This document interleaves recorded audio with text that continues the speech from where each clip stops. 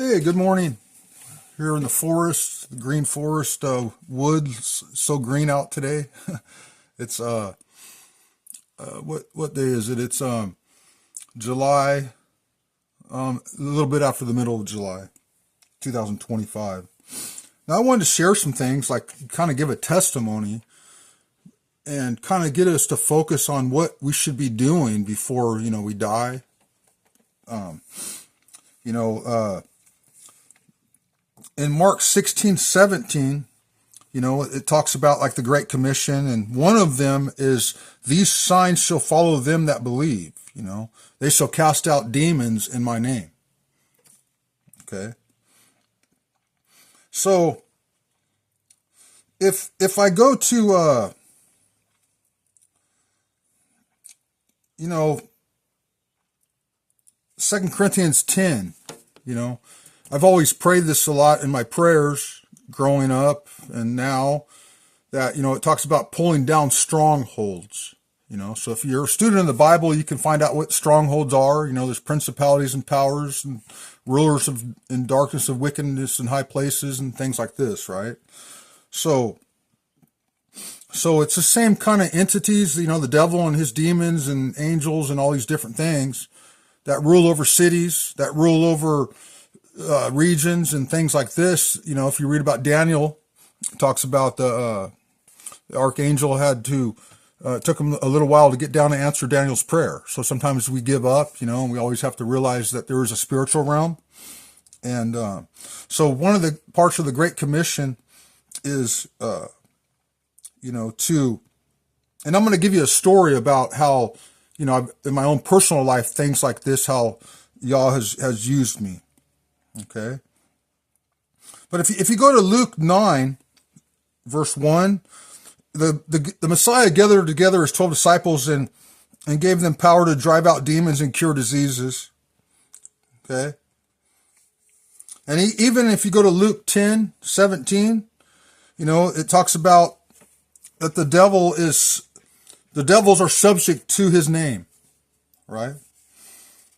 And it's more important that we don't rejoice in that. We rejoice that our name is written in the Lamb's Book of Life, but you still have to realize that the subject of this message is to realize that you have power and authority over the devil, and you need that power and authority to be what I'm going to talk about here.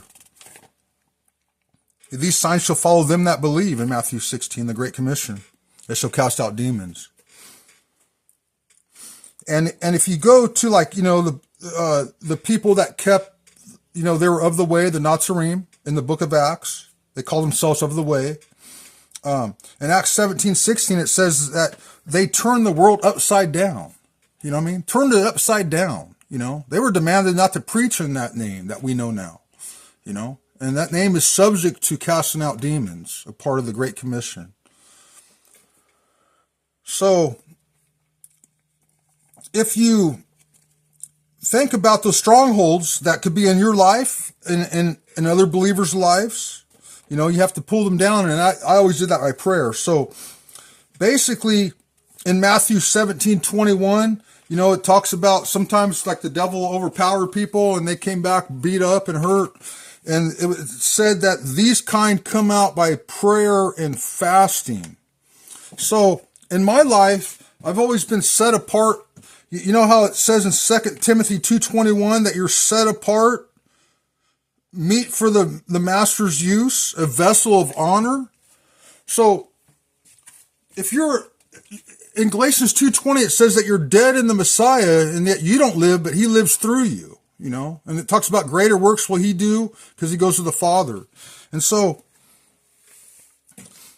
talking about this subject of pulling down strongholds, being set apart so you're a vessel of honor to fulfill the Great Commission of when he needs to use you in that area to get someone delivered, that you're dead in him and he can use you as a vessel of honor, set apart and meet for the master's use. And be one of those recorded in history that turns the world upside down in Acts 17. And realize that the name of Yahushua, Luke 10:17, that a lot of people call Jesus, Luke 10:17, that the devils are subject to his name. Okay. So I'm going to give you and I could talk about all the different, the teachings for like a couple weeks in a series if I had to, and just realize that I am nobody special by sharing my testimony on certain things. And I have hundreds of them I can share, and I'm just going to share one of them right now. That would hopefully apply to you, and you can kind of be set apart and meet for the master's use also. Okay.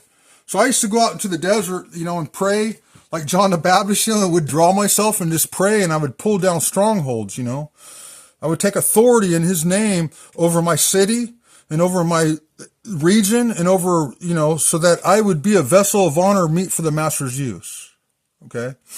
So one time I was laying in I rented I was young.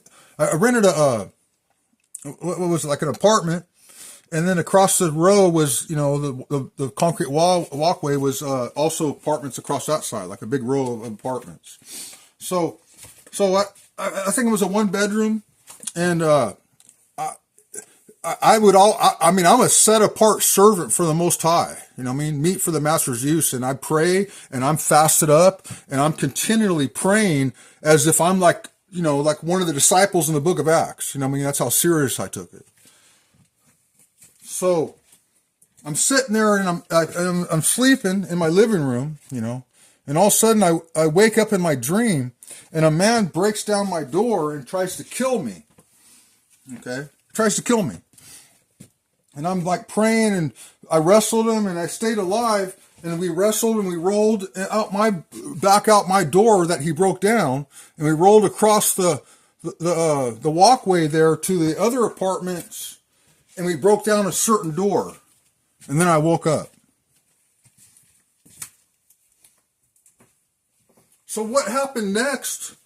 I woke up in real life the next morning, and the door in my dream that I broke down, there's a woman that lives there and her husband.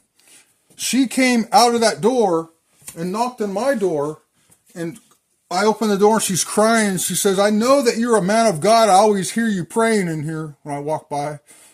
And my husband has left right now and threatened to commit suicide, and I need your help. Please help me." So it was almost like I fought this in the spirit, like you wrestle not against flesh and blood, but you wrestle against principalities and powers and all these things, right? So I'm girded up and ready as a vessel of honor. So I head out the door, get in my car, and go look for the guy. And I don't even really know what he looks like. First guy I saw, I just told him to get in, and it happened to be him. And then I ministered to him. I got him delivered. I broke that spirit of suicide, prayed over him. And the fruit is that he stayed that way. You know what I mean? He stayed, like his life changed. And apparently I think that it might have been over like, a couple's living in an apartment. They're out of money now. What do you do? You're going to live homeless. Can't get a job anywhere. And because I was able to be used as a vessel of honor, meet for the master's use, not only did he deliver the man from a spirit of suicide, but he also got him the best job you can ever get. And I won't name the company, but it's like a job that's like, you'll make 3 times more than a normal job, and it just changed their life, man. Changed it deeply. So you see that when you're fasted and you're prayed up and you're ready to pull down strongholds and you're ready to be part of the Great Commission where it says that the demons are subject to his name, So I have hundreds of stories that I can talk about when I encounter things, and it ain't so much that you go on a witch hunt like everything's a devil. There's a Chinese proverb that says that you can find a ghost under anything, right? So you don't go looking for them. I'm going to have to give one more little story before I end this. But let's just say this, when you're fasting and prayed up all the time, one time, I won't name the facility, but I worked at a facility where that facility was transitioned, where kids were taken away from their parents and lived there, or kids that were in mental hospitals came there to transition back into society. So, they hired counselors that, logged when they, make sure they sleep in and they haven't disappeared, all this, right? So this girl who was actually in a mental hospital, and I won't name the place, was chained they say, to a bed, and then they decided to transition her back into society, and she ended up at the place I worked at. And so what happened is that night, when I went into the door, there was this little girl in there that rose up in her bed and threw like this bottle of, I don't know what it was, something on that she had on her nightstand, and broke the window. And then she spit a loogie at me, like a missile, like a bullet just came right and hit me in the face. And before I could do anything, like even like try to like, you know, take authority or pray or whatever, I didn't act like a Christian. I didn't act like a believer or whoever. I was just doing my job, you know, like a secular job, and you know, it ain't like they don't pay you to preach the gospel, right? But anyways, so people come running, and she's like, "Get him out of here!" So you have to understand that this happened with me, because a lot of times what the point I'm bringing up is that you don't have to go hunt for a devil. They'll find you. A devil, if someone's possessed by a devil, they will manifest themselves to you. You know what I mean? And then you're in a thing where you have to believe, hey, this is the Bible. This is like a serious head-on collision that I have to take authority over right now. But what happened is they took her out and kept me away from her, and then that only happened to me. That's what's weird. So it made my job kind of hard, because, you know, this only happened to me. It didn't happen to other employees, right? But every time I saw her, like when she'd walk by, like I was sitting down, like at the lunch or say something with the other counselors, that way I had her surround her, because and I felt like the spirit of fear so heavy. You know what I mean? It was just the craziest thing I've ever experienced. So I'm just trying to say is that usually a devil will manifest themselves to you. You don't have to go like say, oh, you got a devil because you said this wrong or whatever. You know what I mean? Like you don't even have to go off and say, hey, we're going to go cast out devils today, because they will. If there's a devil somewhere, you just go off and be an instrument of the Most High, a set apart vessel of honor, and things can happen. You know, there's other stories I can talk about, but I'll save those for another video. But let's just go ahead and share this with you, because this kind of goes along with this little testimony. And this is, please, you know, just know that I'm no one special. Don't set me apart as somebody, because a lot of times people will send messages say, oh, you're in deliverance, you know, and it's like, you're not, in my mind, I'm like, you're not. We should all be. Or you're not a vessel of honor. You know what I mean? Like, I'm no one special. You know what I mean? So I'm not going to, you know, start some kind of ministry where I'm like one of these faith healers, you know, that get rich or something, you know. But here's another example. Like I was going to like a meeting, you know, the word, and I picked up a guy that was in the fast food line on the way there, because I had to eat something real quick to get there, so I'm going to be starving. And I picked him up and asked him, hey, you want to go with me? And he said, sure. So I take him with me, right? Because you know, the Bible says to go out into the highways and the byways and compel them to come into my house so it may be full, right? So that's how I always live my life now. So he's in the back seat, and all of a sudden I look back through the mirror, and he looks like one of these scary movies you see, you know, like he was in the convulsions and foaming at the mouth, and he was just going really, it was really like, wow. So I pulled over into the parking lot, and I pulled him out of the car, and I started to pray over him and lay hands on his forehead and break the power of that.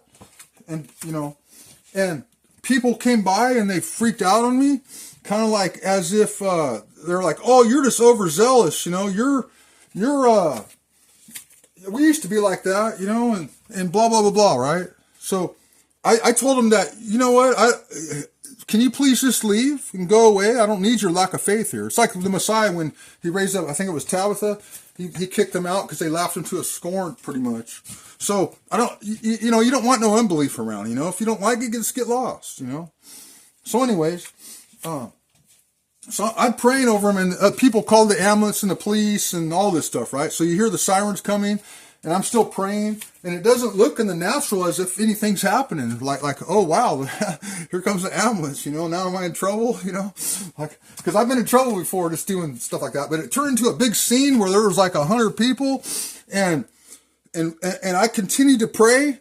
And when the Amaleks walked up to him, and what happened is right before they walked up, he stood up in his right mind as if nothing happened. No foam in his mouth, no convulsions, nothing. And they asked him, "Do you want to come with us?" And they said, "No, I'm going to go with the man of God." Yeah, so you see how that it changed this man's life to the point where somebody was being used as a vessel of honor. So I didn't search the guy out. For all I know, he could have been the greatest preacher in the world. I was just trying to be encouraging, and then it turned out this happened. And then he was probably never the same again. You know what I mean? I can tell you hundreds of stories that I've experienced deep stuff like that in. But I just wanted to encourage you to be a vessel of honor, like it says in 2 Timothy 2:21, set apart and meet for the master's use. Okay? Be prayed up, pull down those strongholds, fast, like Matthew 17:21 says. Those strongholds, you got to take authority over them, 2 Corinthians 10. And just realize is that the devils are subject to the name of Yahushua, Luke 10:17. In the Great Commission, there's many parts of the Great Commission, but one of them is taking authority, because a lot of people are bound by the devil. Some people are just oppressed by him, but some people have literally crossed over and became possessed by him, So there's differences, also of praying over people and breaking the chains, but you have to teach them to, like, how do I don't sin against me, in Psalms, hide the word in your heart. Like King David said. So anyways, I'm going to let you go because I can talk about this forever and ever, and I want to keep this short, but I'll talk about other testimonies that I experienced in real life that we should be like Acts 17:16, when the disciples were said by the people around them that they turned the world upside down. You know what I mean? So what are we doing? Living for ourselves? Or are we going to fulfill the Great Commission like it says in Mark 16 and 17, taking authority and planting the seed of Yahweh to people's hearts and minds, and he's bringing the increase in it. So let's just be blessed. Father, I just pray in the mighty name that this would be seeded into their hearts and that it would produce fruit, that would encourage them to be a vessel of honor. I just encourage them to fulfill the Great Commission as these last days that we're in, and that realize that they have authority. You don't have to be scared of the devil. Don't be afraid to talk about him. You have authority over the devil in the mighty name of Yahushua. Hallelujah. Be free.